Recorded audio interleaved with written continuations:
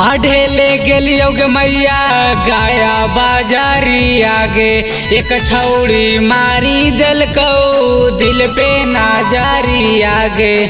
भीरी बोले कौगे मैया नाही ला जाइला कौगे। बात करे ले अपन नंबर हाथ में धराइला कौगे। पढ़े ले गेलियो गे मैया गाया बाजारी आगे। एक छौड़ी मारी दिलको दिल पे ना जारी आगे।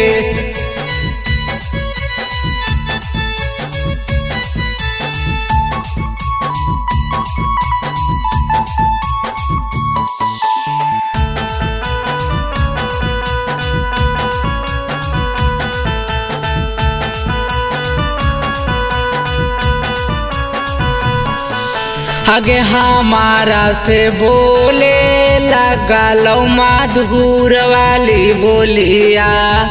करे लगलो दिलावा से ढोरिया। अरे हम करियोगे मैया अब हम फिकिरिया।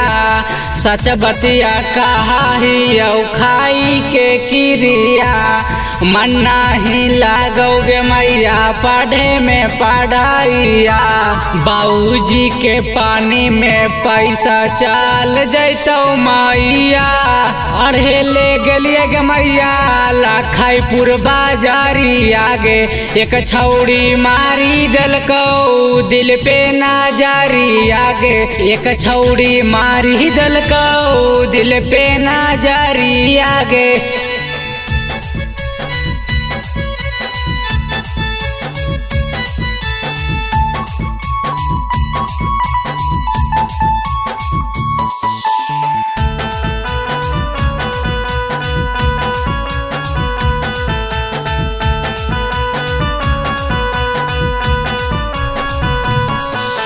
राजा राहुल के धरला कई बीमारी ला बेरिया।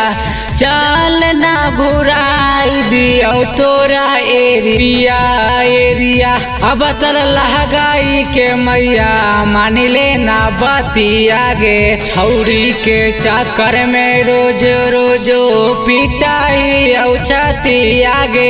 केतनो भूलियोगे मैया नाही भूला पाइयोगे।